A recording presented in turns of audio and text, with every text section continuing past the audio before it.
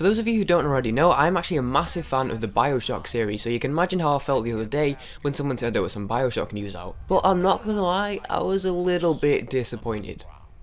I'm thinking of putting like a little intro there, just, you know, to have something instead of just awkward silence. What do you guys think? But anyway, hey, what's up guys, Yeti here, and welcome back to another video. Today we're going to be discussing the news that 2K and Blind Squirrel Games are actually coming together to completely remaster Bioshock 1, 2, and Infinite, along with all of the single-player DLC content for the next-gen consoles, or current-gen consoles. I don't know why I'm still calling them next-gen. So that's pretty much the gist of it. 1, 2, and Infinite are all getting remastered on the current-gen consoles.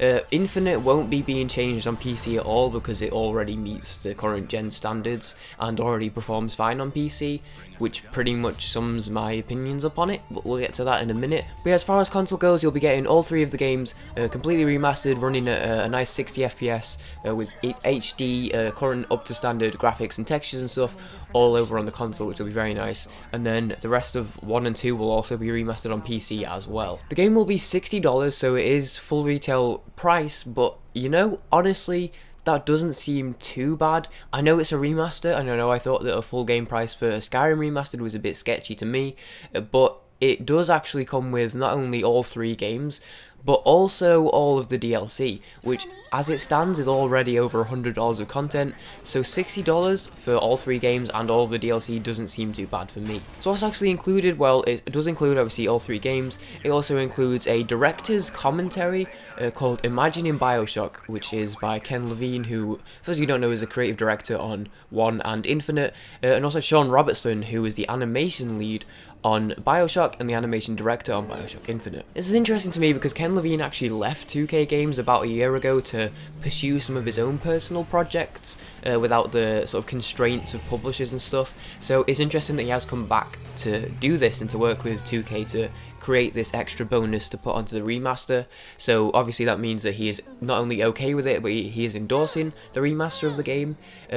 So that's pretty cool that he is coming back for that, although he did leave 2K about a year ago. There will also be a bonus called the Museum of Orphaned Concepts, which is essentially, if you've ever played the Ratchet & Clank games, you may be aware of the Insomniac Museum. It's basically like that. It's an in-game virtual museum showing you all behind-the-scenes stuffs. To quote the article here on the 2K blog, it says, a virtual museum that gives you a behind-the-scenes look at discarded concepts that never made it into the original game. And you know, you guys probably know if you played the game, it's already quite a wild, quite a weird game, a lot of weird stuff in there, so it'll be interesting to see the extra stuff which didn't actually make it into the game, so that'll be a sweet little bonus as well. So they'll also be adding these things in called challenge rooms. So once again, to quote the blog, it says, outside the story of Bioshock, tackle puzzles, splices, and big daddies, and achievements, of course. So a little bit more content added into the game, obviously some sort of bonus mode puzzles to do, splices and big daddies, so I guess maybe some sort of arena type mode, maybe similar to Clash in the Clouds but under the sea, and it also says achievements as well, so that's a pretty cool thing to add. I'm also pretty excited about this thing in particular on PC, because the PC version of Bioshock doesn't actually have achievements.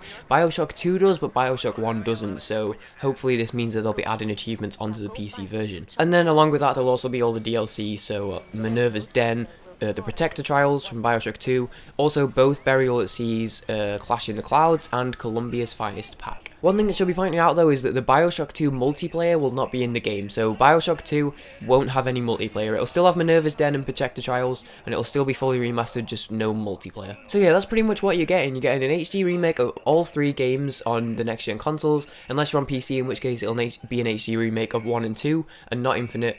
So you get the remakes of all three games, you also get all the DLCs, as well as the little bonuses in the first game, like the commentary, the digital museum, and also the challenge rooms. Now, where does my problem lie with it? Now, I'm going to have shown the trailer on the screen by now as well, and I'll leave a link in the description to basically everything, all the information, the actual page posted on the 2K blog, which has the trailer right on the top, followed by the information below. I'll also post the new Bioshock Twitter, as well as the store page. But from watching the trailer, now I know it does actually say at the bottom of the 2K article, it actually says, Bioshock Infinite is not being remastered on PC because it already meets current gen console standards and runs smoothly on high visual settings. Now this comes back to the problem I had with the Skyrim remake, in that it's great for console users, but on PC it doesn't really mean a ton anyway. I know Bioshock doesn't have mods, so it's not like you can make it crazy with the mods, but they're not even doing Bioshock Infinite because it's already at that standard. And from watching the trailer, Bioshock 1 and 2 comparing it to how they look on the past gen consoles now, it looks a lot better, but the thing is, it does just look like Bioshock 1 and 2 on high to max settings on PC. So this is another one where I feel like, as far as it goes for Xbox One and PlayStation 4 players, this is great for them because they get a chance to play the game again. If you've not played the game before, you get an opportunity to do so, and it will look, you know, nice and up to the current standards. And you'll also get that bonus, first of all, the full experience from all the DLC, but also the bonus stuff in there as well. But as far as PC goes, I honestly would not buy it, just because, like I said, Infinite doesn't have any effects, and Bioshock 1 and 2 just look exactly the same to me. I genuinely cannot tell the difference. However, I sort of feel pressured into buying it because I want to do this, you know, commentary, and I want to do these challenge rooms and have a play with those, and I want to play around with the museum and see what's going on there. So I'm sort of torn. I would like to play it, but I don't want to play what is going to be about £40 or probably about 35. One, you know, places like Kingwin and stuff. But I don't want to pay 35 quid for a little bit of a bonus on Bioshock 1. So it puts me in a bit of a corner, but that's what it is. It releases on September 13th in North America, 15th in Australia, and internationally 16th. So I'm guessing we get it on the 16th then in the UK, which does sort of suck, but not really a big deal for the most part. But what I actually wanted to talk about before we wrap this up, I wanted to obviously talk about the news and the announcement, but I also wanted to talk a bit about potential implications. So let's look at Bethesda. They just announced the remaster for Skyrim. They said it's coming out on console, and it will be out on PC as well. But obviously there'll be less changes to that, and if you have all the DLC on PC, you get it for free anyway. You guys know the deal with that one. But what's interesting about this is they knew that everyone wanted an Elder Scrolls 6 game, or at least a lot of people really wanted them to announce a new Elder Scrolls 6 at E3. Unfortunately, they couldn't do that.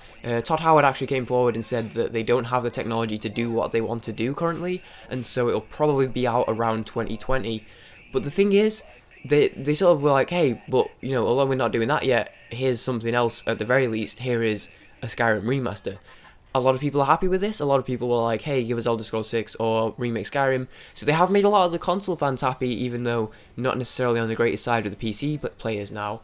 But the thing is, what if this... I think I've said that phrase quite a lot this episode, my bad. This got me thinking, what if this is a similar thing with Bioshock? We're at that stage now where it's been long enough since the Bioshock Infinite came out that it could be about the time for them to be announcing another game. So the fact that they're now at this sort of time where they're right on the edge of that, they come forward and announce the collection, this HD remaster, as opposed to announcing a new game, suggests to me that maybe that means it could be a while until they make a new game, if one at all. But then the weird thing is, after thinking that, I instantly got a rebuttal in my head thinking that actually, if you scroll through the article here, it actually says if you've never experienced the series before, now is the time to play it and see for yourself why the award-winning Bioshock franchise has topped countless best-of lists and garnered more than 125 awards, including 2 BAFTA honours, as well as many Best of E3, Best of Gamescom, Best of Year accolades from the respected outlets such as IGN, GameSpot, Game Informer, and many more. So they're saying, if you've not played the game, now's your chance to play it. And here's why you should play it, because of all the awards. So maybe actually they're doing the opposite. Maybe they're not going, hey, the fans, it's been a while, the fans want something, let's give them something, because we're not ready to do a new game yet, let's give them an HD remaster. A remaster, sorry, not a remake. There's a difference between remaster and remake. I know most people don't care, but I've seen people get salty over it. Remaster, not remake. Maybe instead of what they're trying to do, just to keep the fans happy, although it does sort of imply that by saying countless fans have asked for this, and we've listened, maybe instead of just trying to keep the fans happy, maybe this is actually saying to the people who haven't played it yet, here you go, here's your chance to play it. It's also saying that it will be keeping the fans happy, so all the fans that want something, there you go, you've got something to play with, and all the people who haven't played it, let's use this opportunity where we have a chance to get this remaster out, let's do it, and then we'll try and get as many new players in as possible ready for a new game. So it really could go either way. It could be a case of, we've not got a game coming out and we want to give something, here you go, here's Bioshock Remaster, it could be a while. Or it could alternatively be a case of, hey, we've got this new game coming out, what should we do? Should we just announce this and go with it, or what's happening? Well, the fans are asking for a new game, a lot of them are still asking for a remaster. Perfect, let's bring the remaster out, make people happy, and also get new people into the franchise. So, you know what, it could go either way, and honestly, I want to know what you guys have to think. Let me know with you comments in the description, as always, in the description. It's weird how people say that. People say that, it's not just me that says that, oh, leave comments in the description. People always say that. Well, not always, but, you know, over the years, I've heard that quite a lot. It's a weird thing, man. I don't know how so many people make that issue so often. But anyway, leave your comments down in the comment section below, and we'll get some discussions going. If you want to see more stuff, be sure to subscribe to the channel. I do Bethesda news on the regular, Dishonored 2, as well as Elder Scrolls 6, Fallout 4, etc. And also Rainbow Six Siege news, and if another Bioshock is in the works and we start to hear about it, then you can bet your sweet little tush that I'll be making news on that as well. Thank you for watching. I hope you guys did enjoy. A like would be appreciated as always, and I will see you guys next time. Peace, guys.